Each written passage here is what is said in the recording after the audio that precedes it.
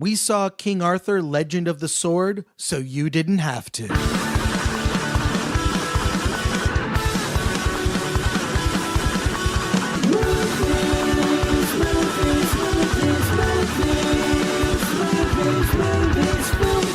Welcome to the Film Threat Podcast. I am Chris Gore, sometimes known as That Chris Gore, joined by my co-host... Anthony Ray Bench, in the flesh. In the flesh this week. In the flesh, yes. We are together in the same room. This is how you're supposed to do a podcast. And we're in an enclosed space in my... we're in my kitchen. Yeah. Let's be honest. We're in Film my Threat kitchen. Studios. We're in my kitchen, in my apartment that seems to be falling apart because last week I had this crazy disaster where I realized I can't have 3 appliances on at one time because I live in this old space and the electrical is not correct. So my refrigerator's not working. I am angry. But if this is the worst thing that happens to me this week, it's not a bad thing. Yeah. It's not a bad week if that is the worst that happens. Okay, so we have a lot of stuff to talk about. Movies. We are going to delve a little bit into some trailers that have just come out, and we kind of have to talk about some television too. Yep. But let's talk about this King Arthur, Legend of the Sword film directed by Guy Ritchie. Are you a Guy Ritchie fan? Yeah, I am. What? Why are you not? I don't know. It doesn't appeal to me. Why? You don't like his style of editing and stuff like that is very jarring. Okay, so it is a King Arthur movie, right? Mm-hmm. Charlie Hunnam plays, of course, King Arthur. Yeah. He pulls the sword from the stone. It's a very stylized, almost begins with a Lord of the Rings style epic battle with giant elephants. So there's a lot of digital effects. There's sort of a setup to Jude Law being the main villain. And Eric, a boring villain, by the way. Kind of a boring villain. Well, here's a boring villain in every movie, and I will be screaming this at the top of my lungs until someone in Hollywood gets the message. Stop making your villains a digital effect. Yes. Better than a digital effect is an actor. The best villain in the Marvel universe is Tom Hiddleston, who plays Loki. Agreed. He is a person in a costume that has created a character. Digital effects do not make good villains, i.e. Suicide Squad, i.e. Batman v Superman, i.e. let's go through all the movies where there's some digital special effect. This new Mummy movie with Tom Cruise that's coming out that is effectively, it's digital effects do not make good villains in movies. Yeah, the 1998 or was it 1999? I don't remember, but the Mummy that came out with Brendan Fraser, like the effects looked better back then than they do in this new one. Well, I wouldn't go that far. I like that it's stylized. I like that he was going for something different. It's sort of a rock and roll King Arthur in a sense. I like Guy Ritchie's... I was Ritchie's... comparing the Mummies. I wasn't talking about... No, I was talking about the new King Arthur movie. Right. We're bouncing around. We started talking about King Arthur. Let's talk about... I diverted to talk about how much I hate digital villains. And I do. I really don't like when you have a character and there are, not just the main baddie that Arthur, played by Charlie Hunnam, fights at the climax. Yeah. But other villains throughout that are digital. Dude, I rolled my eyes so hard when I saw that stupid giant snake. I mean, it's like giant snake or giant... You're not... look, I don't know that anyone cares if we go into spoiler territory in this. I mean, if you know the Legend of King Arthur, you know this film. This is King Arthur, Legend of the Sword. Yeah. So I guess they're trying to brand it in a certain way to distinguish it from other King Arthur films. But... I heard it was supposed to set up like a franchise. Right. That's seems not like going to happen because the movie fucking tanked. Yeah. The very end of the movie, I'm saying the tag after the climax, they're clearly setting it up for what they thought might be a franchise. But I actually like this Guy Ritchie style of where this happens in every Guy Ritchie movie where someone tells a story of something that happened, but they're an unreliable narrator, so they have to re-begin telling the story, or they go back and the character adds a detail that wasn't in the story. So you're hearing the character in the present tell a story, and then you see the flashback of that story, which is constantly being altered because the character in the present keeps adding new details. It's funny. It's a different way to show a flashback. I like that. It's every Guy Ritchie movie, and there's a sequence where that happens. It didn't work for me here. It didn't work for you. I liked that part. I liked things that were original. Was hands down the most boring part of the movie for Right. me. Like I was But just it's- like, all right, let's go. Come on. Keep Right. going. I mean, look, it sets up like here are the good guys, here are the evil guys and their motivations. There are a lot of I just feel like we're living in a game the age of Game of Thrones, and there are a couple Game of Thrones actors in this. Yep. Most of the actors are names that you cannot pronounce. Yeah. We got Littlefinger and Roose Bolton. That's the best we'll do. Yeah, but okay, so try to pronounce their names just so I can have a good laugh. Okay. Let's see. Roose Bolton is played by Michael McElhatton. McElhatton. McElhatton? Come on. Okay. All right. There we go. And Let's see. look, what I'm saying is we live now where Game of Thrones dominates our, the world of fantasy, right? Mm-hmm. And it's such a spectacular Game of Thrones is such a great build. Every episode feels like a movie. And Aidan Gillen. And who? Littlefinger. Yeah. Aidan Gillen.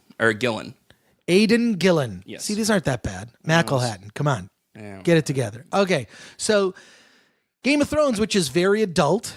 It contains nudity and adult situations. And it contains no one just dies normally in Game of Thrones. They're just gruesome, over the top, horrific deaths. And the deaths they were just okay. So I kind of feel like as I was watching it, like you probably, I was comparing it to Game of Thrones. Now, I will admit, I had fun watching King Arthur. Okay. I did not like it. Does that make sense? Like, as I'm watching, I'm like, this is really dumb. Yeah. This is stupid. This is like Game of Thrones with no layers and no character depth whatsoever, right? Like, it's just a little...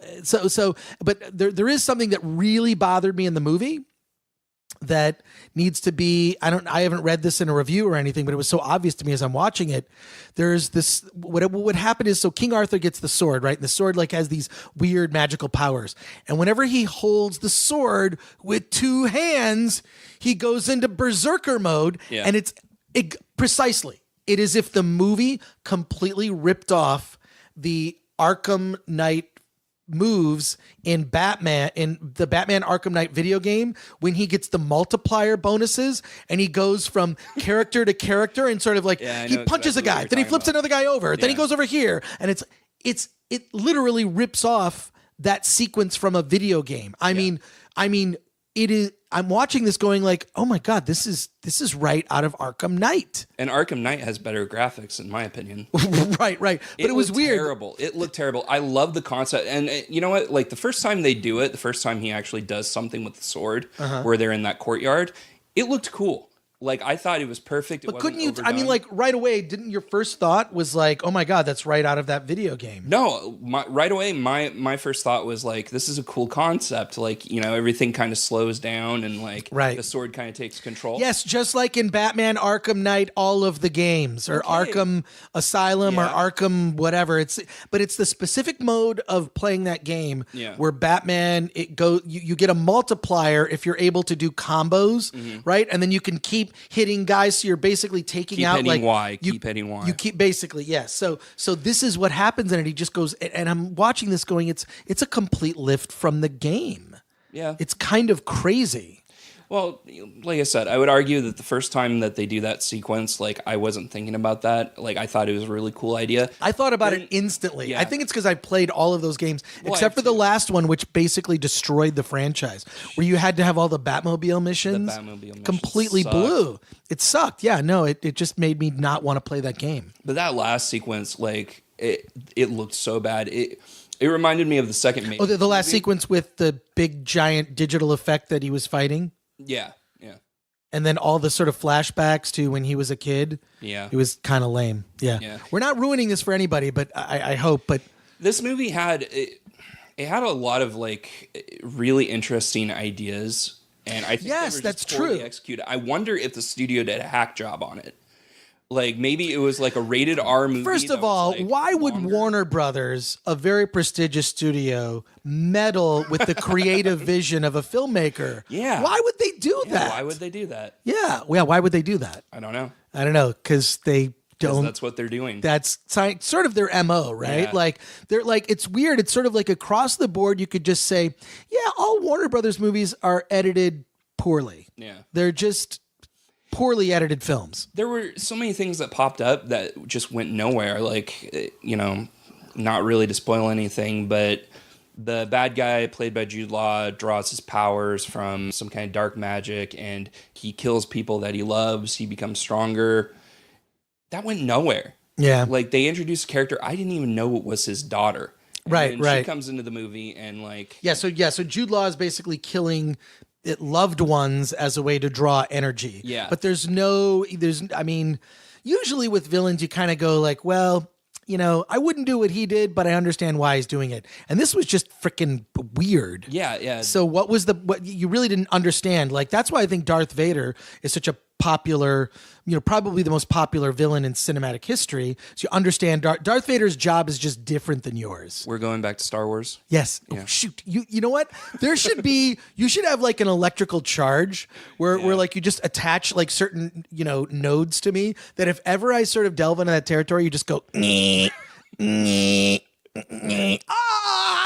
I just sort of convulse. At the end, you would look like Christopher Walken in Batman Returns. Oh, just God, all that that was just- skeleton just sizzling. Yeah. Oh God, that was so bad. That was such a bad effect. Yeah.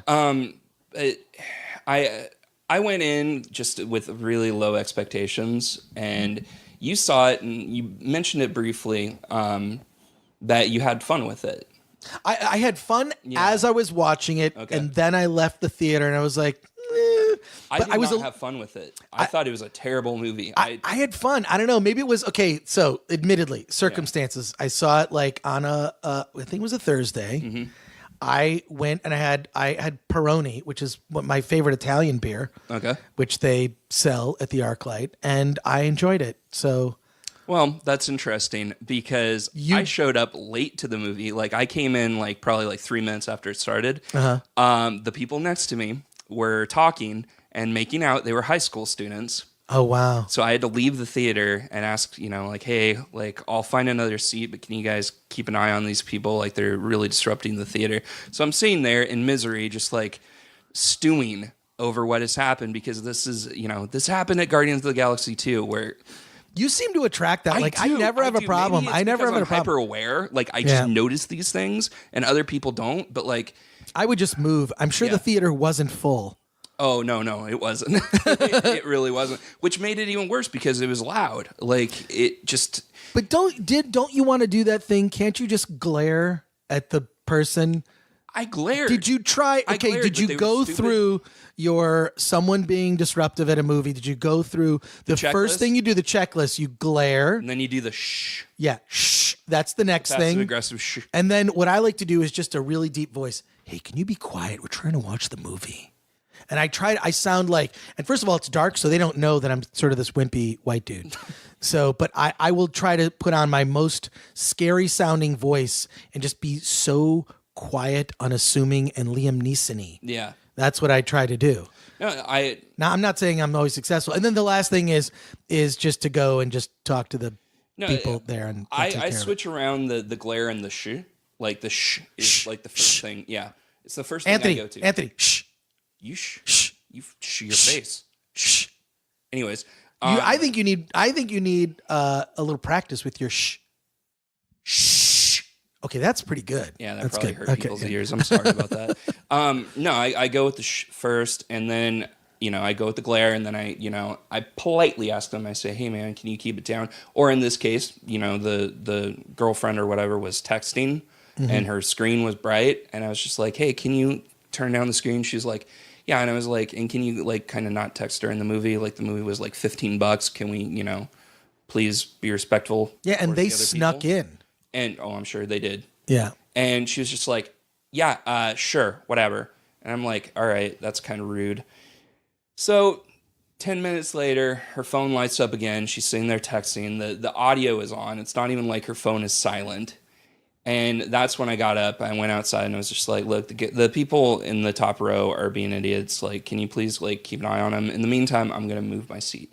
So that's what I did. So I was in a bad mood. Did you get like a comp ticket? You should have gotten a comp ticket. No, like that happened to me during a screening of Prometheus. There was a woman that just talked the whole movie, and she finally got kicked out, and we all got comp tickets. There's a special place in hell. It was weird. But okay, so back to the movie. Let's get back to the, your failed attempt. There should be like I know the woman who started the Instagram passenger shaming. Mm-hmm. Have you ever if you just look up hashtag passenger shaming, you'll find the Instagram, and it's just horrible photos of people on flights like clipping their toenails.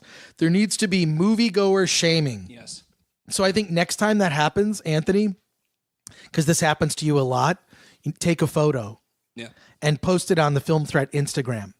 I'm not joking. Okay. And we will hashtag it moviegoer shaming or something. Moviegoer. We'll come up with some hashtag that'll be the hashtag. I want to start documenting these things because I really despise that. That bugs the shit out of me. Well, you heard there's a funny story where a guy took a girl on a date and she I heard that. Yeah.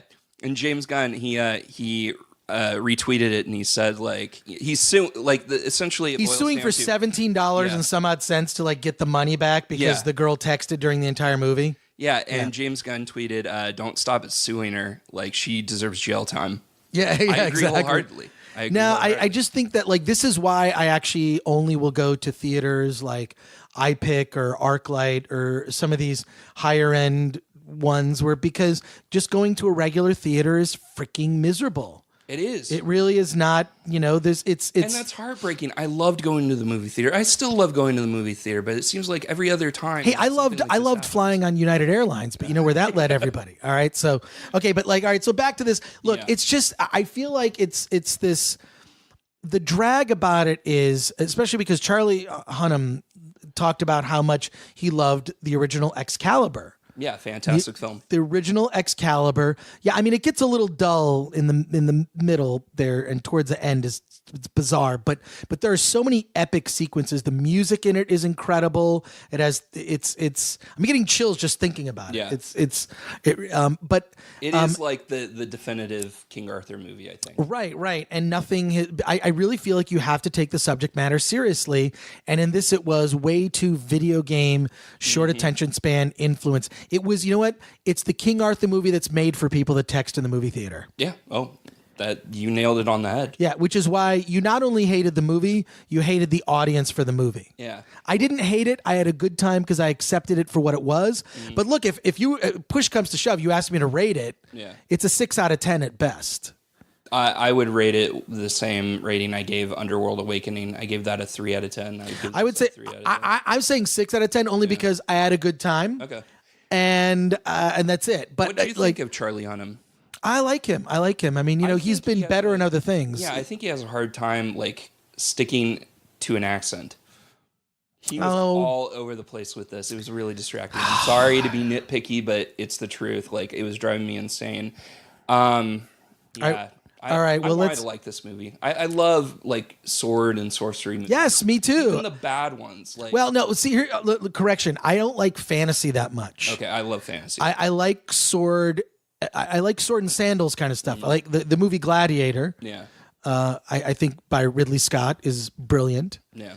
I do. And the thing I'm is, more of a Legend guy. I was not a Lord of the Rings fan. I love Lord of the Rings. But I was a fan of the movies. See, we disagree on shit. Right. But no, I'm saying I'm a fan of the movies, and but Game of Thrones changed it for me. I think Game of Thrones is so smart. Here's what I don't like about all fantasy films: is all fantasy films are just making up rules. Here's what I like about Star Wars or Star Trek, although they break their own rules. They have certain sets of rules. I know how a lightsaber works. I know that, they set up rules and follow rules. What I feel that fantasy films have done for me that have sort of checked me out is, and then the magic comes and fixes the thing. It's, you can only use Deus Ex Machina once per film. And I feel like in that realm of fantasy, I feel like it's used it's overused. Yeah. I think bad fantasy films just, they're just throwing stuff out and making up rules. What I do like about Game of Thrones is I feel like has established certain rules of how magic can work. And other, dragons, they grow at a certain pace. They're not just coming out fully formed. They really toe the line of mysticism and realism. Right. I think they do a great job where... Yes, that's exactly it. They toe the line between mysticism and realism. And that's where, the current Alien film, which opens this weekend, which there's already a review on the Film Threat website, filmthreat.com. 14? Well, we talked about it on the podcast, but also there's a review on the website as well, which you can read. I believe you wrote the review, right? I did write the review. Yeah. One of the things that if you think about, all the Alien movies are killer babies. Here's what bothers me about the Alien films is... Not aliens, though. They're matured. Yeah, matured. But how many? Okay, let's go back to the first Alien movie, 1979. Okay. How old was the alien at the end of the movie? Like hours. No, at the end no, not hours. Hours? No. Couple days. First of all, it came out of John Hurt, right? Mm-hmm. It came out of it. First, it was the face hugger. Then it came out of his stomach as sort of a snake-like thing, chest burster. Then they found the little skin of it, like a snake skin, right? Then they looked up and it was giant, right? So, but what I'm saying is, from the time of birth, that is, the chest burst out of John Hurt, to the end of the film when Ripley knocks the alien out, how many days old was it? I have no idea. What's a good guess? I was guessing hours. I thought the whole thing took over the course of a day. There's a lot of things that happen. I think it's a couple days. It's maybe a couple days. But you're basically looking at a 2-day-old. Yeah. Okay? And all of these Alien movies, and especially Alien Covenant, the aliens come out and they're just grown. They're just grown adults. The human hosts, are just used to birth them. And then as soon as they're birthed, so if you think about it, all Alien movies are killer babies. Killer baby aliens. Except for aliens. No, not, well, maybe you're right. Yeah, see, aliens, here's the thing. Because you see, you're right, because they've existed. But what I don't like is this accelerated growth rate where suddenly something is born and then it's gigantic. That makes no sense to me. Mm-hmm. I don't like it. Killer babies. On our Alien Covenant episode, or maybe we mentioned it off the air, but we were talking to Charlie de Lazarica about the different designs, like how it changed designs with the xenomorphs from Alien to Aliens. I was reading something interesting that James Cameron said, and I don't know if James Cameron was just talking out of his ass. I think he has, a little bit more of an authority on those films by being a part of it. But he said that the reason why there's a difference between the way that the xenomorph looks in Alien and the way the xenomorphs look in Aliens is because they are matured.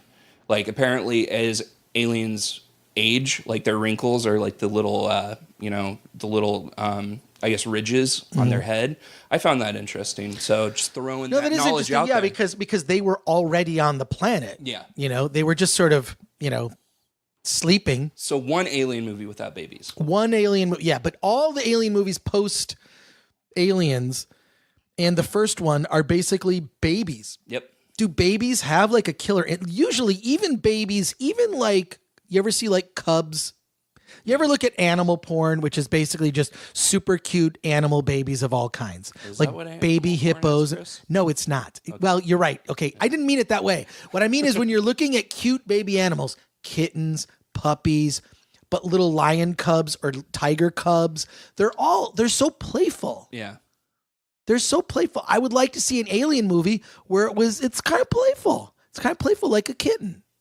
That's a dumber idea than the flying xenomorph. This is why I am not directing Alien Covenant 2. I'm finding it interesting that we are like almost looking for any excuse not to talk about King Arthur, Legend of the Sword. Yeah, we keep diverting. Yeah. How many other movies were mentioned in the course of Yeah. King Can Arthur? you name any of the characters aside from Arthur? Uther. Okay. And I'm assuming that's Eric Bana's character. That's correct. Yeah. Yes. That's it. I don't even remember the name of Jude Law's character. Yeah, because he was a terrible villain. He was boring. Like he sucked. He sucked. That movie just it was pointless to begin with. It left no impression. Like all of the characters just kind of just morph together. and serve no purpose. Look, first of all, I do agree with you that it was awful. It's just in the moment that I was watching it, I enjoyed it, and then I left and I was like, I'm interested to see if there is a longer cut, and I'm willing. I don't know that a longer cut would help it. I think that I think it might. I think digital characters. I don't know why this is a thing in Hollywood, but it's not. I mean, when you think back at and you could bring up villains throughout the history of film that were played by people that are menacing and horrifying, and they're people. Yeah. Right. Because for example, Peter Cushing. Yes, I'm bringing up Star Wars. Peter Cushing and digital Peter Cushing was not so great. Peter Cushing is great. Yeah, he's fantastic. Yeah, no. Yeah, I'm anti-digital for. I think it's fine for side characters, for villains. It just doesn't work. Yeah. Even in the movie Tron, I'm talking the original Tron. Mm-hmm.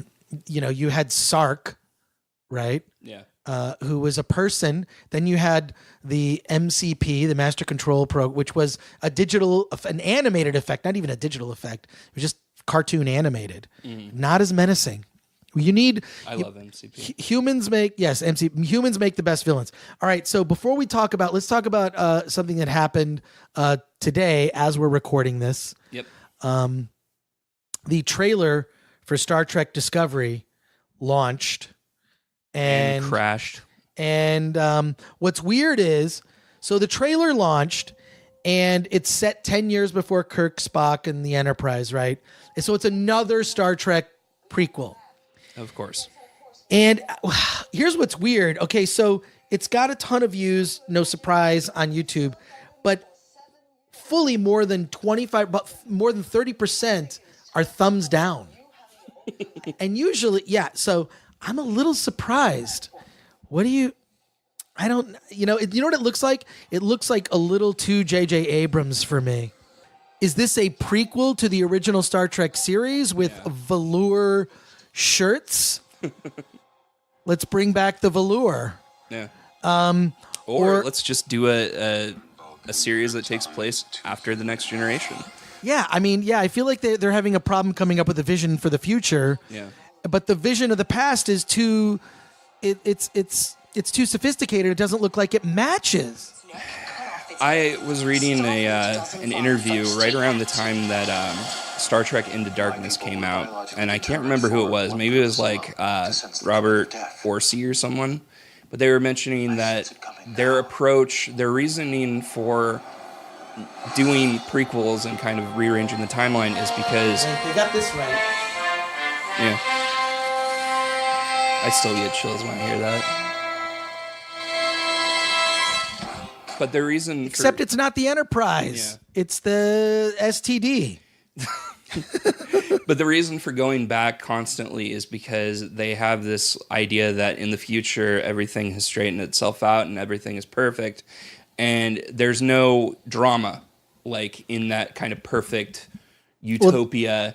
And the drama is in kind of building towards that utopia. And I think that's a complete load of bullshit. Right. Because I think a more compelling idea for Star Trek to go into would be kind of see how things are kind of breaking apart, and how the characters and how how Starfleet could kind of try to bring it back together. You mean at the end of Deep Space Nine, kind of, Yeah, a little bit. Yeah. But to a more you see it break down. You see all these inner fightings and everything, and it's almost kind of the direction of the show is to bring it back to that utopia, bring it back to that hopeful future. I think that's a way that they should progress with the Star Trek storyline, not keep going back. Well, they have to. Look, I just don't know why they didn't, come up with something that fit the timeline that we know. To me, the best Star Trek that's being made now isn't being made by the people who own Star Trek. It's Star Trek Continues. Star Trek Continues. I haven't checked that out yet, by the Star way. Trek I know you're in it. Yes. Well, I'm in a bit part in one episode, but that's not why I'm plugging it. I don't care. I didn't get paid to do it. I did it because I'm a fan. And what I like about it is it respects the chronology, the look, even the production design, and the way it was photographed so that you could be watching the original series of Star Trek, and as would happen sometimes in TV shows and soap operas and whatnot, a certain actor would leave and they would just replace that actor with a different actor. And it's as if the original Star Trek series was going in, season 3, and they just replaced all the actors, but the show looks, feels, sounds the same. It's the same tone. It's the music, like the production design is perfect down to like the threading on the beds in the medical bay. Like, are there lens flares? There are no lens flares. Nice.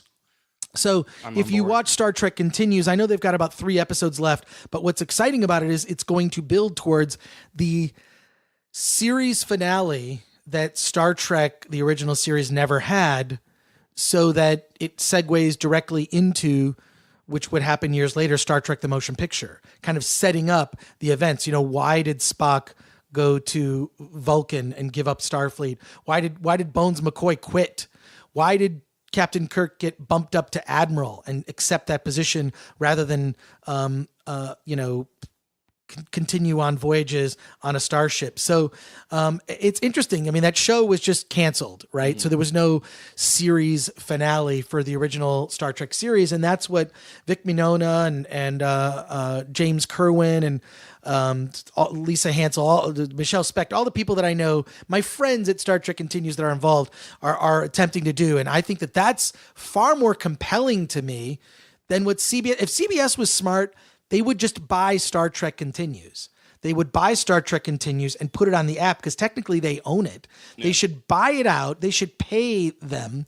I know, unfortunately, I don't think that'll happen because it'll set a bad precedent where fan productions will start up in the hopes that like major studios will just buy them out. And I think that you can't do that. But this is the exception. It's because there's such love and respect coming from everyone that's involved in the making of Star Trek Continues, that series, that it just perfectly matches the original series. I don't like this Star Trek. I mean, I posted this trailer and said, look, it just looks like generic science fiction show that you could call Space Track.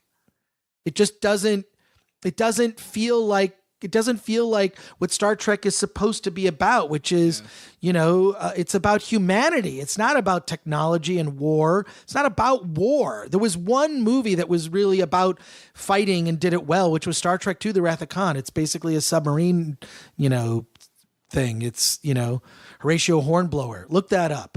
Google that. But also you should Google and look up, because I don't know it off the top of my head, Star Trek Continues.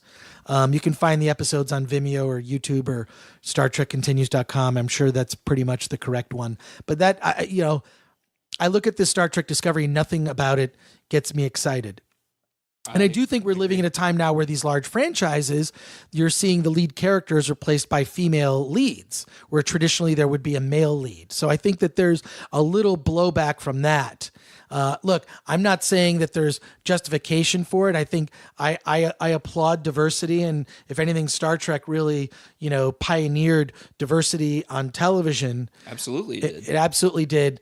And so, but I do think there might be fatigue from certain members of the fan community that are like, are all the franchises now going to have female leads? I feel like, well, whatever, I'm sure that there are a bunch of other good characters as well. Who cares?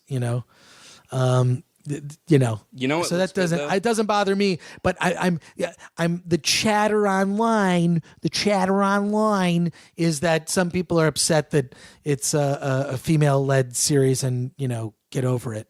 You know what looks good though? The Orville.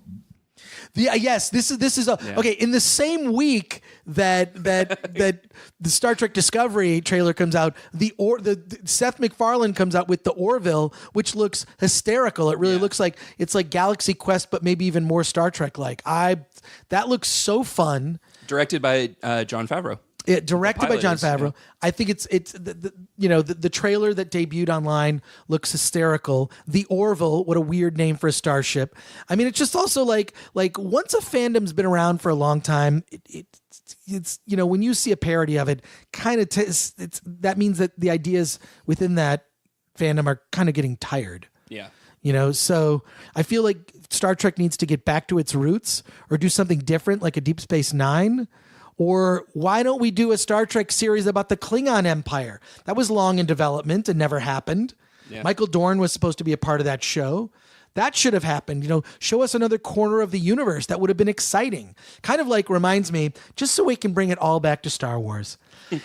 Reminds me of when I was addicted to video games, and boy, I was addicted to video games. And I remember trying to write the first edition of the Film Festival Guide was disrupted by I was playing the game X-Wing. Yes. Oh, I was addicted to it. We're talking about, That's my childhood right oh there. my God. And I bought like the special, the special thing that was the controller that went with that game, that it was made to be played with X-Wing. I bought every expansion pack, B-Wing and, all the different expansion packs and missions and all that. But the better game, even the best of all of those in that series created by Lucas Holland was TIE Fighter. Oh, TIE Fighter, I agree hands wholeheartedly. down. Yeah. It was every major battle that you remember from the Star Wars films. I'm talking original trilogy from the Empire's point of view. Yep. It was incredible. You'd see the Emperor. You'd see we're trying to defeat these horrible rebels. And it was what their mission was. Not the rebels, which you kind of know because the Star Wars films are from the rebels' point of view. This was the Empire's point of view. Amazing. Now, why don't they do that in Star Trek? Why don't they do I feel like there are better ideas that can be explored and radical ideas. It's it still comes down to it's a crew with a ship and they have adventures and there's lessons. Have you heard anything about the new Battlefront game, the Star Wars Battlefront? Yes, I watched the trailer. It looks amazing. Yeah, it also takes that approach where you're playing the story mode. You're playing as a Imperial pilot who basically watches the Death Star explode. Right. The second Death Star on the moon of Endor. I love that idea, and I think Star Trek, the Klingon Empire, would be a great, different take on the universe. Yeah, I feel like it's been around long enough. They can mix it up. There are better ideas to be explored, or even just an anthology series where you explore different parts of the Star Trek universe, and then those different, completely different things all come together. How about a family that's terraforming, trying to build a community on some new planet? Someone who's maybe a lower member, lower on the totem pole, on a starship, or someone who's a scientist, just different parts of the galaxy, and then let's see these people come together. Kind of like if Robert Altman did a movie where there's all these different characters in the Star Trek universe, and it all comes together with one story. And no one knows what I'm talking about who's listening to this podcast, except for old people. Okay, so I'm looking at the Orville on YouTube, and it's. I mean, while the Star Trek Discovery had, over a third thumbs down, this is maybe 10% is thumbs down. So it's weird. I guess not not like any of that matters, I guess. But, we enjoyed the Orville trailer, Star Trek Discovery, not so much. I don't know that it's going to get me to get the CBS app to watch the future episodes, but it will motivate me to be friends with someone who has the app so I can get their code to watch Star Trek Discovery. Yep. But I probably will not, or to wait until it's all aired and then just get the trial version for a week and watch them all. Mm-hmm. I think I'm waiting for the trial version of the CBS app just so that I can watch Star Trek Discovery for free and not subscribe to another app just to watch one show. This is why I'm subscribing to Showtime, is to watch Billions and Twin Peaks. Yeah. So cool. All right, we're running over time here. We got movies to talk about. We do. Cool. All right. So launch in. What new things have you seen this week? So I finally got a chance to see Silence. It came highly recommended by my good friend Vito Lapcola, formerly of Comics on Comics. Mm-hmm. It's Martin Scorsese's latest film. It's about it examines Christian persecution, the real kind, not the red Starbucks War on Christmas kind. It's a historic drama that's set in Japan, and it's about these two priests played by Andrew Garfield and Adam Driver. They're investigating their mentor's disappearance. The mentor is played by Liam Neeson. He's barely in the movie, but when he is in the movie, he's fucking fantastic, as Liam Neeson usually always is. But they go to this village and they're basically preaching their Catholic faith to villagers. And Andrew Garfield gets caught. And it's this whole like story about how they want to basically rid Japan of the Christian faith. And in order to do that, they make examples of the priests and other villagers that are kind of, spearheading this crusade to introduce Christianity to Japan. They place images of Christ on the ground, and they say, all right, you're going to denounce your faith, and you're going to step on the image. And it's basically going to, show everybody who wants to join this religion that you don't really believe in it, because if you believed in it, you would stick with your convictions. It's this really great examination of basically sacrifice. There are instances where Andrew Garfield's character is put in situations where it's like, all right, you are going to denounce what you believe, and you are going to make these people, you're going to be an example to these people, or we are going to put these people to death. So it's like very much like, do you stick by what you believe, or do you do the self-sacrificing service of saving other people's lives? I loved it. It's fantastic. I highly recommend it to everybody. Speaking of memorable villains, there's this guy named Issei Ogata, and he plays the Inquisitor, basically a guy that tracks down Christians, tortures them into denouncing the Christian faith. That guy is so amazing. He plays this, he's always smiling. He's this creepy old Japanese dude, and he has this smile and the toothy grin, and he just talks very elegantly. And the way that he tortures people in this movie is just so sinister and weird that when you watch him, it's very unsettling. Fantastic villain. It'll definitely, restore your faith and whatever Jude Law. It'll restore your faith. Yeah. Yeah, hey. What's weird is as a non-religious person, when I grew up, I think I went to catechism a couple times when it interfered with my television viewing schedule when I was like in second grade or something. You know, I just was not so, but I respect people who are religious. Like I feel like what some people get out of religion, I get out of listening to a Nine Inch Nails song. So I understand like being inspired and passionate about something that moves you.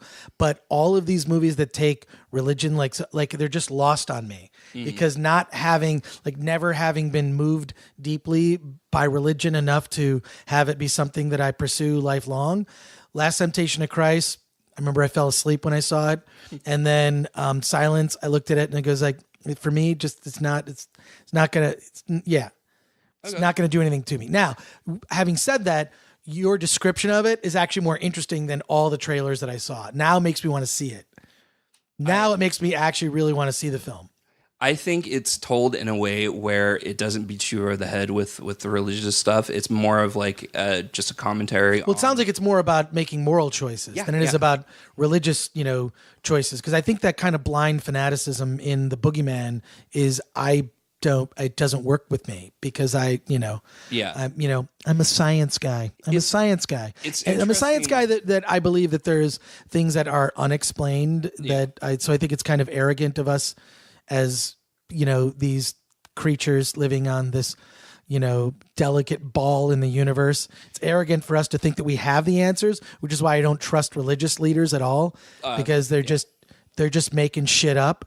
In my opinion, I'm sure I offended somebody. Look, as if our numbers on this podcast could not go any lower. I've offended everyone, all religious people. I'm saying I respect it. It's not for me, No, and that's fine. And on the other side of the spectrum, I identify myself as Christian. I'm not, super churchgoer, you're wrong, you're going to hell type person. But having said that, I do think that the values, all the 10 commandments, those are really good ideas. We should actually all do those. That's what that. So all the moral stuff, the problem is what bothers me is all the hypocrisy, which is there's so much of it. I just think we're just surrounded by it. And the fact that we live we're still living in a time where religious war is a thing, it's bothered me. And it's not something that, films that explore this topic are always challenging to interest someone like me, but this one sounds really good. Yeah, I mean, like I said, I identify myself as Christian, but I'm not the red Starbucks cup war on Christmas kind of person that just forces my beliefs on other people. They're my beliefs, and I'm not even saying that I'm right. For all I know, I'm wrong. I don't have that arrogance. First of all, that's the whole point of all religion, is to tell other people they're wrong. Yeah. I don't know if I agree with that. I don't know if I agree with it, but I don't like the religions that push it on you. Yeah. I'm like, I like a little choice. Maybe I will go to church. Yeah. But probably not. This movie isn't preachy. At least in my opinion, I don't think it's preachy. I think that there's a lot of fascinating dialogue between like the Japanese stance. So it's not preachy like God's Not Dead 2? Fuck those movies. Every time I see a trailer for the movies, it's like, oh. No, they look awful. It's interesting because Andrew Garfield and Issei Ogata's character, they have this really interesting dialogue where they're basically kind of waxing philosophically about their beliefs. He believes that Japanese is a country where they basically worship nature. They're very into nature, and that if you plant this seed of Christianity into the ground, basically Japan is a swamp, and it's not going to take root, and it's going to wither and die. And you're saying they're trying to drain the swamp? Pretty much. That is an analogy they use. But it's interesting to see Andrew Garfield kind of argue his case. Like, it's a fascinating movie. I think that there's a lot for non-religious people to get out of it. I don't think it's a movie purely for religious people. But again, you've already sold me. You don't have to talk about this movie anymore. All right. But can we talk about something that's not movie related? Sure. And this is like, okay, so first of all, I have a job that I work on all day, and I work on the film threat stuff on the side for fun because I love and passionate about indie film. And indie film doesn't pay anything, so film threat's this side thing. But I have to say, like, the thing that's captured my attention more than any TV show or any movie that's out right now is this fucking shit happening in Washington, D.C. Oh, God. That is like, look, I'm sorry, I can't ignore it anymore. Like, it is all consuming on the news. It's in my feed. It is like, it's coming to a head, all this craziness. Are we living in a real life version of the Manchurian Candidate? I don't know. There are no answers, but I will say this. It is a huge distraction.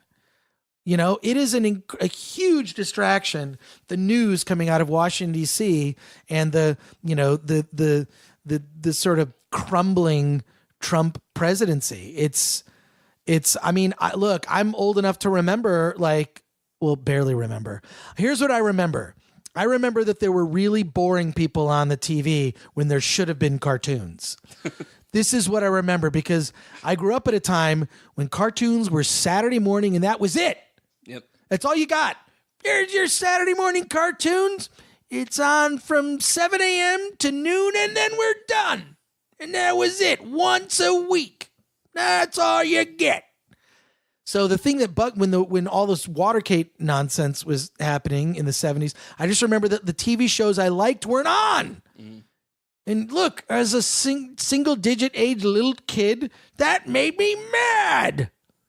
So now this is such echoes of that. It's bizarre.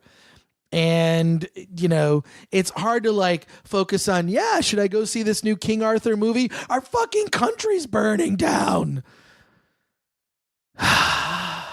Yeah. So there's my rant on that. I'm not going to talk about it anymore.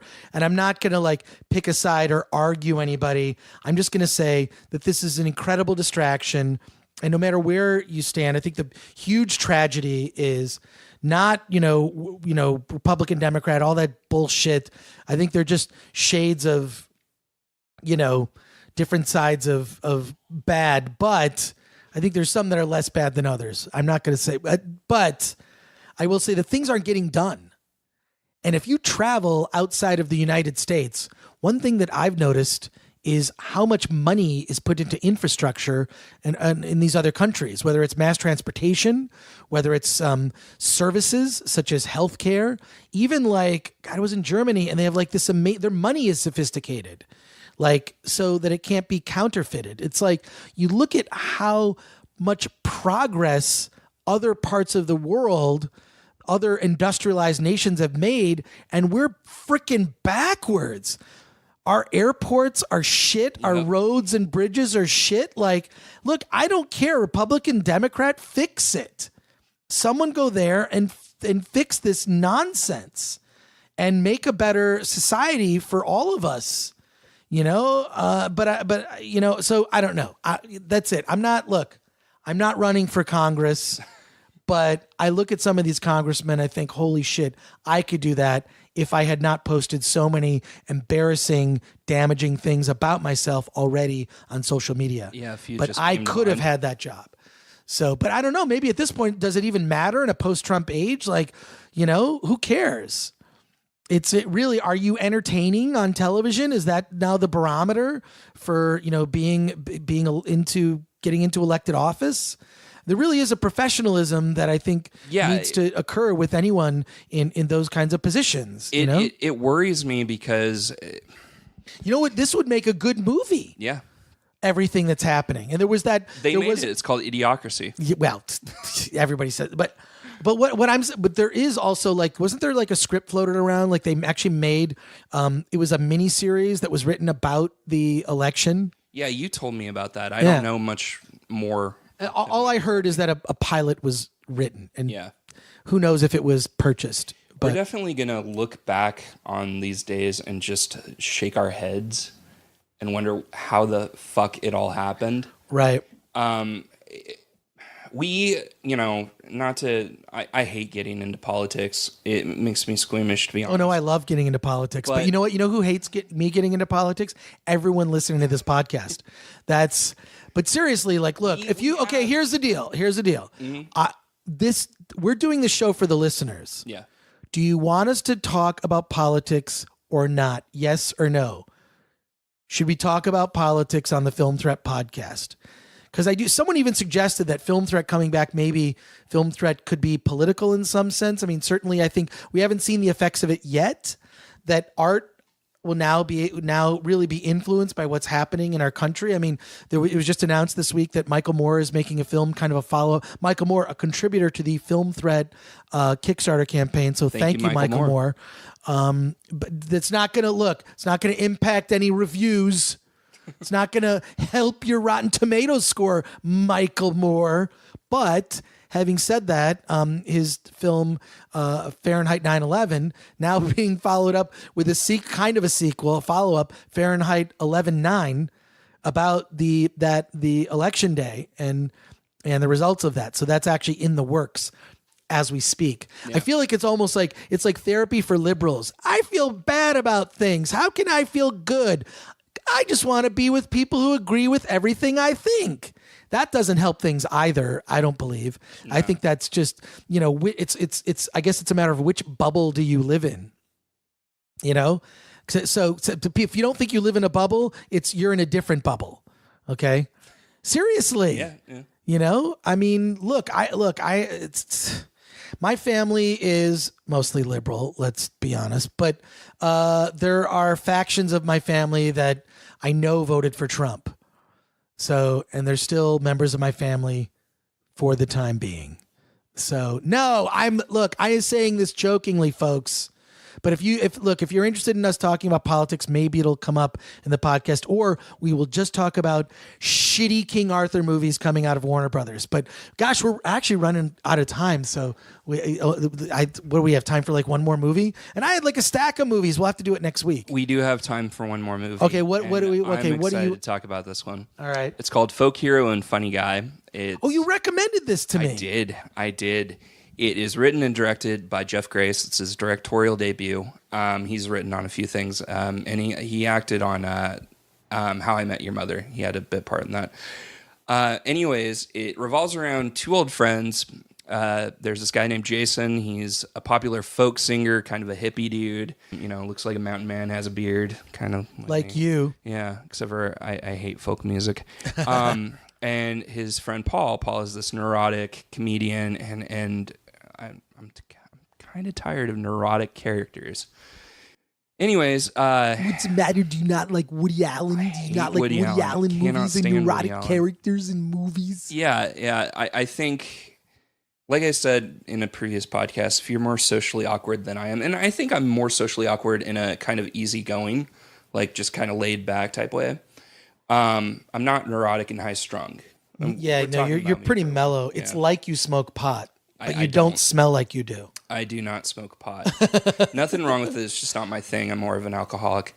Anyways, so Jason is this easygoing partying type while, Paul is neurotic and nervous. And he's kind of in this stage in his career where he doesn't know if being a comedian is what he wants to do. He might go back to being I guess he works on advertisements or something. But Jason convinces him to go on tour with him and be in an opening act. He's on this like very intimate tour where he's like playing like bars and whatnot. And Paul decides, yeah, sure, I'll do it. So it's just such a nice buddy movie, like a road trip comedy. But it's very earnest. It's not like crude humor and you aren't seeing, like dick and fart jokes or anything like that. But it's just nice to see their relationship and kind of how they play off of each other. Paul being super high strung and Jason being, this like folk rock god that women are just attracted to and kind of, flocks to him. But there's this one actress. Her name is Meredith Hagner. She looks exactly like an older Emma Stone. She is gorgeous. She's a fantastic actress. She plays a character named Bryn. Did you say asterisk? I said actress. Okay. But sure, asterisk too. Asterisk, ass, whatever. I'm tired. But she looks like Emma Stone. She's a fantastic actress. And she comes in the movie as this love interest to Paul. Like, her and Paul kind of hit it off. And Jason, being a good pal, kind of a wingman, invites her on tour so that Paul can kind of make a move on her and stuff like that. At the end, some stuff happens to where their friendship kind of is tested, but I don't want to give that away. It has a fantastic soundtrack. The soundtrack is great. And I said I hated folk music. I do, but the songs that they play are just... Except for Cat Stevens. Yeah, if you've ever seen Harold and Maude or Guardians of the Galaxy Volume 2, probably the classic. Probably the greatest moment, one of the greatest moments, top 10 of the moments from Guardians of the Galaxy Volume 2 was when the music from Cat Stevens came on. That was just, if you still have not seen it, I want to see it again before it leaves theaters. So that's my plan. But the soundtrack is fantastic. It has some really fun cameos by David Cross and Michael Ian Black. It's a really good road trip movie. It's satisfying. You've convinced me. Okay. I'll see it. All right. It does have a bit of a predictable ending, though, which is kind of a bummer. But other than that, it's solid. Go see it. Cool. And also, I would just remind everyone listening that if you go to filmthreat.com, every day you're going to read about some new, bizarre, weird, crazy, compelling, fascinating, moving, tearful, interesting, different indie film, documentary, or that other narrative. People aren't covering. Yeah, they're not. Only us. They're not giving the type of coverage that we give. I mean, look, we will review, your Guardians Volume 2 and your Alien Covenants and maybe your King Arthur's, but really, if you want to discover these films, the only way to do it is to read the website every day. And follow us on Twitter at Film Threat. Follow the Instagram at Film Threat. And if you want a free Film Threat thing, like maybe a sticker or two, you can send a self-addressed stamped envelope to Film Threat International Headquarters, 5042 Wilshire Boulevard. That's WILSHIRE Boulevard, PMB 1500, Los Angeles, California 90036. I'll return your envelope filled with stuff for free, just because, you know why? Because you listen to this podcast, you got all the way to the end, which is normally where people like check out. And Anthony, we can find you at This Game Cheats on Twitter. And you can find me at that Chris Gore. And until next time on the Film Prep Podcast, let's get out of here.